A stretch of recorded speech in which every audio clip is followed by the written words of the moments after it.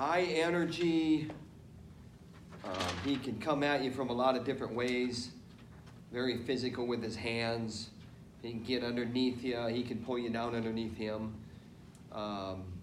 Wears on guys. And then he's trying to pin you the whole time on top. So guys carry his weight the whole time. I don't know how ready he was to go on Sunday. I think that guy was, he was there. He was on his chin underneath.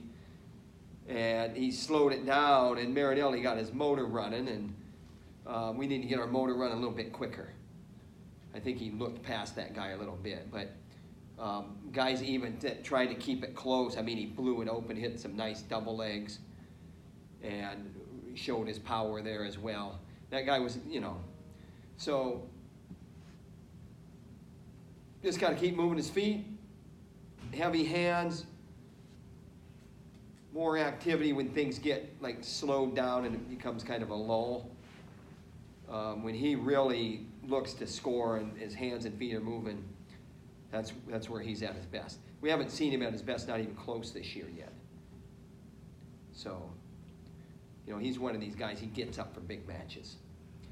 But he's also pretty reliable. Is it a style that can be taught or developed, or does it have to be instinctual? I think there's guys that look at Alex Marinelli and they want to wrestle like him and try to wrestle like him, and that's a good compliment to him. I think you can definitely teach picking up your pace. He has a different way to put pressure on guys than maybe other guys that you could say are that style. But he definitely, is a good example of that. It can be taught. He teaches it well. A good leader.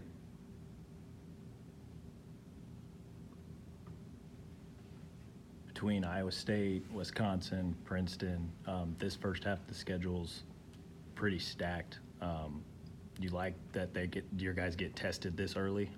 Well, in the Big Ten, you don't have a option on the schedule. That was a post-January 1 duel.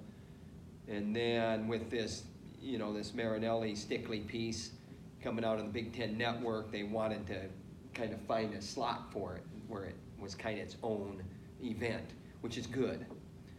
So, fine, December 1st, 7 o'clock, fine. And it doesn't matter. It doesn't matter. We're used to that by now. What do you see out of Wisconsin? What do they kind of bring to the table? I guess their social media presence is they're coming to Iowa City and they're going to be loaded for bear, and they're excited. I didn't necessarily see it myself, but I heard enough about it where I could probably guess how it looked. So we got to be ready to go. Talk about Marinelli stepping up in big matches. Do you think this is a week where you could really see his full potential come out? We've seen his full potential come out with this opponent. I'm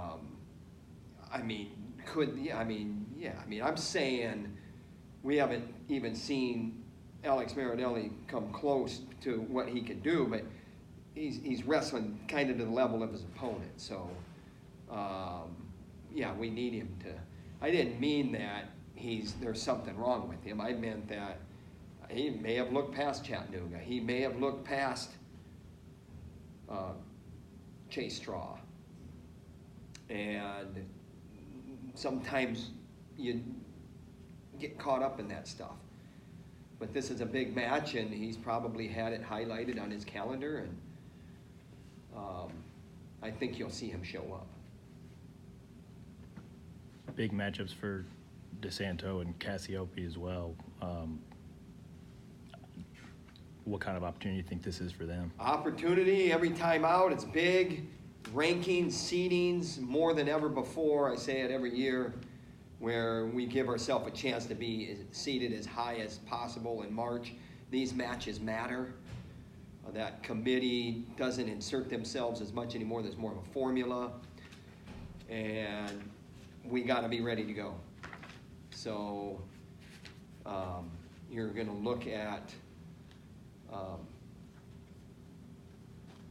Opponents this early, doesn't matter.